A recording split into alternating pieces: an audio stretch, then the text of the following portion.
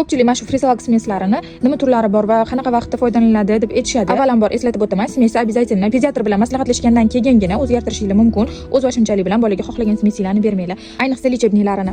Xo'p, Frisalakda odatda gold, ya'ni 1 va 2 bo'ladi. Ikkisi mana shunaqa yashil upakovkada bo'ladi, biri esa головой ko'k upakovkada bo'ladi. Va lechebnilari vom bu asosan juda ham kuchli yo'qotadigan bolalarga tavsiya qilinadi. Vrachlarning o'zi yozib beradi. Smes ozgina quyuqroq bo'ladi va buni odatiy smeslardan farqi bu 70 gradus, ya'ni qaynoq suvga tayyorlanadi. Odatda boshqa smeslar hammasi 40 gradusdan issiq bo'lmasligi kerak bo'ladi. Bitta bo'ladi lechebnilarda shunaqa 70 gradus hisoblanadi. Bu ham sababi sovuqroq suvga tayyorlasangiz yaxshi erimaydi, yana ham quyuqlashib qoladi.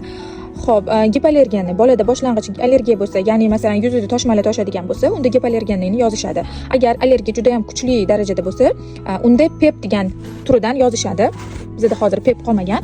Agar undan ham kuchli bo'lsa, ya'ni bir xil bolalarda uje nafas bo'g'ilishigacha olib keladi, bunaqa vaqtda PEPAS yoziladi. Agar bolada laktoza hazm qilishida muammo bo'lsa, unda bez laktoza, ya'ni sin laktoza beriladi. Agar bolamizning yedan oshmay tug'ilgan bo'lsa, ya'ni vesiga yetmasdan kichkina tug'ilib qolgan bo'lsa, unda mana shu smesdan beriladi. Buni qolganlardan farqi tarkibida oqsil ko'p bo'ladi va bolani tez ves yig'ishiga yordam beradi. Bu smesimiz Niderlandiyaniki hisoblanadi. Hozirgi vaqtda lechebniy smeslarning ichida eng ko'p va yomon o'zif eshitmaydigan smeslarimizdan biri mana shu hisoblanadi.